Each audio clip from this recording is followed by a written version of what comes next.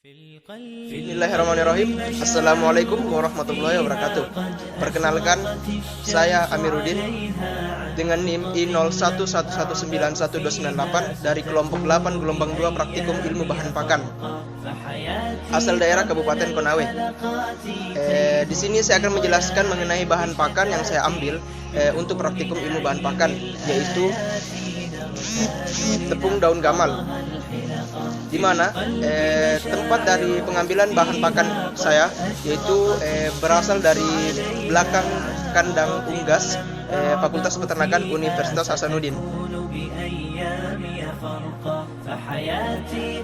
Gamal adalah tanaman leguminosa, pohon yang dapat tumbuh dengan cepat di daerah tropis sehingga dapat ditemukan di semua tempat.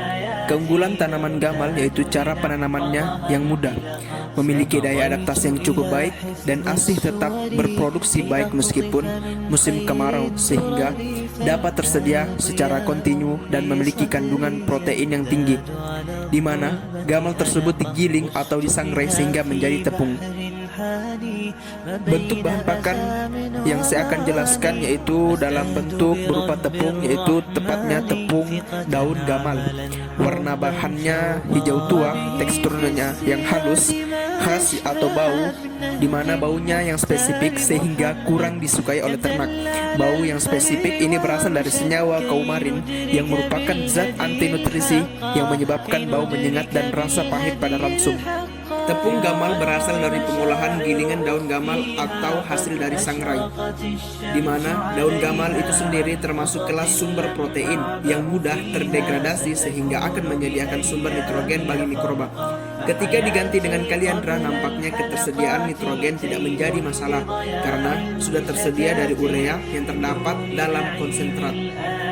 Kandungan nutrisi pada tepung daun gamal dengan uji analisa proksimat. Kandungan nutrisi ransum, masa starter, dan finisher nutrisi terdiri dari protein pada masa starter sebesar 21,0%, pada masa finisher 19,0%. Pada lemak, serat, kadar air, abu, kalsium, dan fosfor itu memiliki nilai yang sama, di mana pada masa starternya itu dan masa finishernya itu bernilai sama, seperti tabel di gambar ini, di mana sumber berasal dari data analisis proksimat diperoleh dari label ransum ayam broiler PT Ceron Pokpam Surabaya. Bahan pakan berupa tepung daun gamal diperuntukkan untuk ternak non-ruminansia, contohnya pada ternak unggas, salah satunya adalah ternak ayam broiler.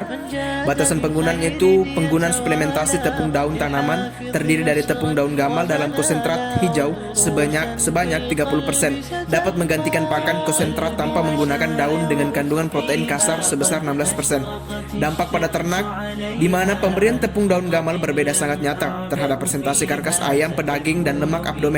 Pemberian tepung daun gamal pada tingkat 6% memberikan persentase karkas tertinggi, dan di atas 6% terjadi penurunan persentase karkas.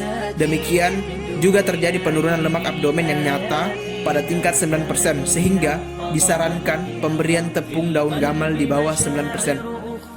Demikianlah hasil dari pembahasan saya mengenai bahan pakan berupa tepung daun gamal dari praktikum ilmu bahan pakan. Lebih dan kurangnya saya mengucapkan terima kasih. Wassalamualaikum warahmatullahi wabarakatuh.